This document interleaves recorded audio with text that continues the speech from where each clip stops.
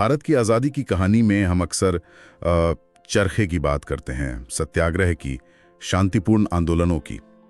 लेकिन इसी कहानी का एक और पन्ना भी है जो बारूद से लिखा गया, बंदूकों से, बलिदान से। एक ऐसा पन्ना जिस पर नारा था, दिल्ली चलो। और आज हम उसी पन्ने की गहराई में उतर रहे हैं। हमारे पास जो स्रोत हैं वो हमें आजाद हिंद फौज यानी INA की कहानी बताते हैं। पर यह सिर्फ एक सेना की कहानी नहीं है, ये एक ऐसी क्रांति की गाथा है जो यूं समझिए कि जंग के मैदान में हार कर भी दिलो दिमाग की लड़ाई जीत गई। यही तो इस कहानी की सबसे दिलचस्प पहेली है। मतलब INA ने सैन्य युद्ध तो जीता नहीं, फिर भी हम उसे आज़ादी की लड़ाई का एक अहम मोड़ क्यों मानते हैं। आज हम इसी पहेली को सुलझाएंगे और जानेंगे कि कैसे तुम मुझे खून दो, मैं तुम्हें आज़ादी दूंगा के एक नारे ने ब्रिटिश साम्राज्य की नींव हिला दी थी।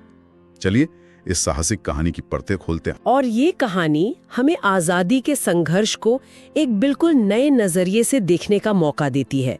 ये दिखाती है कि मंजिल तो एक थी, पर रास्ते कई थे और हर रास्ते पर साहस और त्याग की अपनी एक अलग ही दास्तां है। ठीक है, तो चलिए शुरू से शुरू करते हैं। अंग्रेजों के खिलाफ हथियार उठाने का विचार, अपनी एक सेना बनाने का ये आइडिया, ये आया कहां से? क्या ये अचानक हुआ? नहीं, अचानक तो बिल्कुल नहीं था। इसके बीज वो बहुत पहले पड़ चुके थे, पहले विश्व युद्ध के दौरान। सोचिए, लाखों भारतीय सैनिक यूरोप के मैदानों में ब्रिटिश साम्राज्य के लिए लड़ रहे थे। वो देख रहे थे कि कैसे बेल्जियम और फ्रांस अपनी आजादी के लिए लड़ रहे हैं, तो उनके मन में एक सवाल उठना बहुत लाजमी था। और वो सवाल क्या था? सवाल बहुत सीधा था। हम दूसरों की आजादी के लिए अपनी जान दे रहे हैं, जबकि हमारा अपना देश वो गुलाम है। ये एक बहुत गहरा, मतलब एक मानसिक विरोधाभास था। वो ब्रिटिश क्राउन के प्रति वफादारी की शपथ से बंधे थे, पर उनकी आत्मा अपनी मातृभूमि की गुलामी पर सवाल उठा रही थी। हमारे स्रोत बताते हैं कि यहीं से, उसी असंतोष से एक स्वतंत्र भारतीय सेना का विचार पैदा हुआ। तो पहले विश्व युद्ध में ये बीज तो पड़ गया, लेकिन इसे पनपने के लिए सही मिट्टी और पानी मिला दूसरे विश्व युद्ध में, है ना? बिल्कुल। 1941-42 में जब जापान ने दक्षिण पूर्व एशिया में ब्रिटिश सेना को धूल चटाई, तो हालात पूरी तरह बदल गए। सिंगापुर, मलाया, बर्मा, हर जगह अंग्रेज हार रहे थे। और इसका नतीजा ये हुआ कि लगभग 40,000 भारतीय सैनिक वो युद्धबंदी बना लिए गए। अब वो सैनिक तो थे, लेकिन बिना किसी कमान के, एक अनिश्चित भविष्य के साथ। और इन्हीं युद्धबंदियों के बीच से कोई उठा होगा जिसने इस विचार को हकीकत में बदलने की कोशिश की होगी। मदद से इन्हीं युद्धबंदियों को इकट्ठा करके पहली आजाद हिंद फौज बनाई। इरादा नेक था, जोश भी बहुत था। उन्होंने सैनिकों से कहा, अगर लड़ना ही है तो अपने देश की आजादी के लिए क्यों नहीं। लेकिन ये कोशिश ज्यादा चल नहीं पाई। क्यों? क्या हुआ था? देखिए, जापानी सेना का असली मकसद कुछ और था। वो INA को बस एक सहायक टुकड़ी की तरह इस्तेमाल करना चाहते थे, अपने हितों के लिए। मोहन सिंह और दूसरे भारतीय अधिकारियों को ये मंजूर नहीं था। वो किसी के हाथ की कठपुतली नहीं बनना चाहते थे। मतभेद इतने बड़े कि पहली INA को भंग कर दिया गया। ये एक बड़ी नाकामी थी। तो कहानी यही खत्म हो सकती थी, एक नाकाम कोशिश। लेकिन यहीं पर कहानी का सबसे बड़ा मोड़ आता है, एक ऐसे शख्स का आगमन जो किसी फिल्म के हीरो की तरह एंट्री लेता है। और क्या नाटकीय आगमन था। पहली फौज की नाकामी ने एक बात साफ कर दी थी, सिर्फ सैन्य जोश और लड़ने की इच्छा काफी नहीं है। एक ऐसे करिश्माई और दूरदर्शी राजनीतिक नेतृत्व की जरूरत थी जो इस सेना को एक स्पष्ट दिशा दे सके और जिसे जापानी भी गंभीरता से लें। और वो नेतृत्व मिला सुभाष चंद्र बोस के रूप में। उनकी कहानी तो अपने आप में ही अविश्वसनीय है। कांग्रेस से मतभेद, कलकत्ता में अपने ही घर में नजरबंदी, और फिर वहां से भेष बदलकर निकल भागना, काबुल, मॉस्को से होते हुए जर्मनी पहुंचना, और फिर वो सफर जर्मनी से जापान तक का, एक पनडुब्बी में 90 दिन, हजारों मील समंदर के नीचे, जहां हर पल मौत का खतरा था। ये सब सिर्फ एक जिद के लिए, एक सपने के लिए। भारत की आजादी, जब वो 1943 में सिंगापुर पहुंचे, तो वो अपने साथ सिर्फ एक नाम नहीं, बल्कि एक पूरा विजन लेकर आए थे। उन्होंने आते ही उस बिखरी हुई निराश फौज में जैसे नई जान फूंक दी।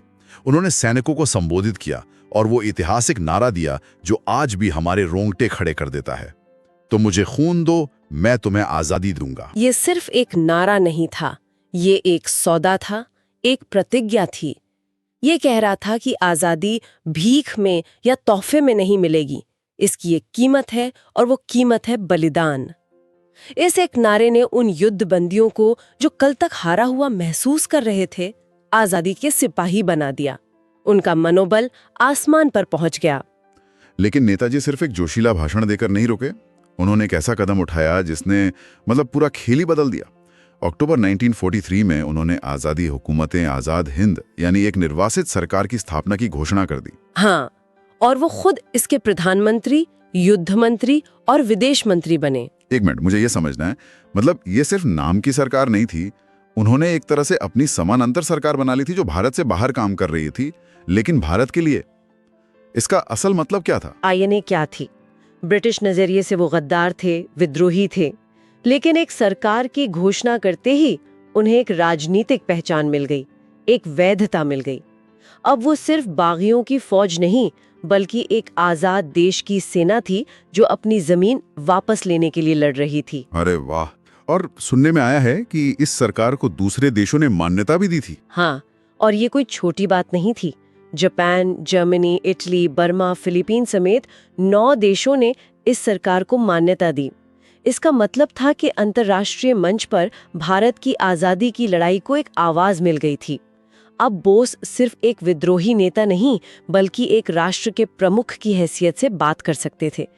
इस एक कदम ने आईएनए के हर सिपाही का दर्जा बदल दिया। इस नई सेना और नई सरकार का एक और पहलू था जो उस समय के हिसाब से बहुत ही क्रांतिकारी था, और वो था महिलाओं की भागीदारी। रानी झांसी रेजिमेंट। बिल्कुल, ये दुनिया की पहली महिला सैन्य टुकड़ियों में से एक थी और इसकी कमान कैप्टन लक्ष्मी सहगल के हाथों में थी। यहाँ ये समझना जरूरी है कि ये महिलाएं सिर्फ नर्स या सहायक की भूमिका में नहीं थीं, उन्हें बाकायदा पुरुषों की तरह ही ट्रेनिंग दी गई थी। राइफल चलाना, संगीनबाजी, हर तरह का युद्ध कौशल। ये तो उस दौर के समाज के लिए एक बहुत बड़ा संदेश रहा होगा। बहुत बड़ा। ये इस बात का प्रतीक था कि आज़ादी की लड़ाई सिर्फ पुरुषों की नहीं है। ये नेताजी के विजन को दिखाता है कि वो जिस आज़ाद भारत का सपना देख रहे थे, उसमें स्त्री और पुरुष बराबर के भागीदार होंगे। उन्होंने उस समय के सामाजिक बंधनों को तोड़कर एक मिसाल कायम की। तो अब सेना तैयार थी, सरकार बन चुकी थी और नारा था दिल्ली चलो। इसके बाद शुरू हुआ इम्फाल कोहिमा का वो ऐतिहासिक अभियान। 1944 में आईएनए ने जापानी सेना के साथ मिलकर बर्मा के रास्ते भारत की धरती पर कदम रखा और उन्होंने भारत की जमीन पर जीत भी हासिल की। अंडमान और निकोबार द्वीपों को जापानियों ने आजाद हिंद सरकार को सौंप दिया और उनका नाम रखा गया शहीद और स्वराज द्वीप। अच्छा, वहां पहली बार आजाद भारत का तिरंगा फहराया गया। ये एक बहुत बड़ी प्रतीकात्मक जीत थी। सेना आगे बढ़ी और कोहिमा, इम्फाल तक पहुंच गए। दिल्ली दूर नहीं लग रही थी। लेकिन फिर सब कुछ रुक गया। अगर वो इतना आगे बढ़ गए थे तो दिल्ली क्यों नहीं पहुंच पाए? क्या सैनिकों की हिम्मत ने जवाब दे दिया? हिम्मत की कोई कमी नहीं थी। सैनिक आखिरी दम तक लड़े। असली दुश्मन 2 थे, कुदरत और किस्मत। एक तो उस साल मॉनसून बहुत भयानक था। लगातार बारिश, कीचड़, बीमारियां, सैनिकों के लिए आगे बढ़ना नामुमकिन हो गया। दूसरा और सबसे बड़ा कारण रसद यानी सप्लाई लाइन का टूट जाना। उनके पास ना खाना था, ना दवाइयां, ना ही हथियार और गोला बारूद। और शायद तब तक युद्ध का पासा भी पलट रहा था। हाँ, दूसरे विश्व युद्ध में जापान और जर्मनी हारने लगे थे। जापानी वायुसेना लगभग खत्म हो चुकी थी, जिससे आईएनए को कोई एयर कवर नहीं मिला। बिना सप्लाई और बिना हवाई सुरक्षा के दुनिया की कोई भी सेना नहीं लड़ सकती। उन्हें भारी मन से पीछे हटना पड़ा। सैन्य अभियान बुरी तरह असफल हो गया। हजारों सैनिक मारे गए या पकड़ लिए गए। यहीं पर आकर वो पहली और गहरी हो जाती है जिसका जिक्र हमने शुरू में किया था।